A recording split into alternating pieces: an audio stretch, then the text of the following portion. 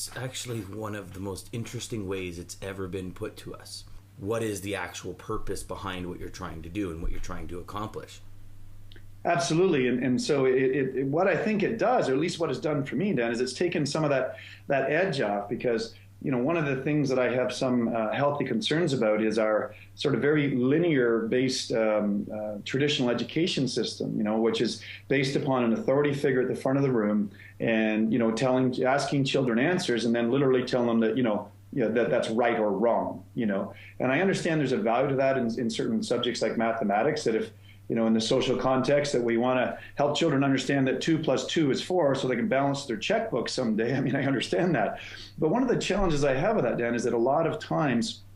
I find people in my work as a business advisor, as a coach, I find that a lot of people are hesitant to reach out and attempt new things or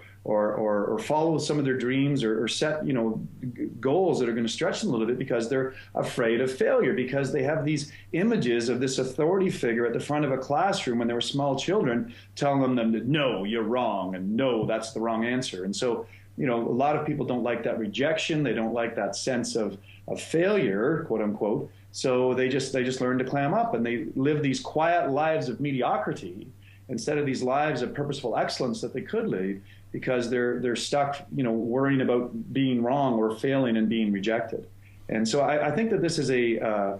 certainly in our Western culture, possibly in East as well, but certainly in Western culture, this is a huge issue. And so I appreciate the work that you and your company is doing and the opportunity to be here to share, possibly a different perspective on it than what some people have experienced, because I think it's one of the reasons why entrepreneurism is maybe not as alive as it could be, why people are, as I said, slipping into these quiet lives of mediocrity because they're afraid of failure, when in, the picture that I painted, or at least how it resonates for me, there's no such thing as failure. There's only the opportunity to experience and express ourselves.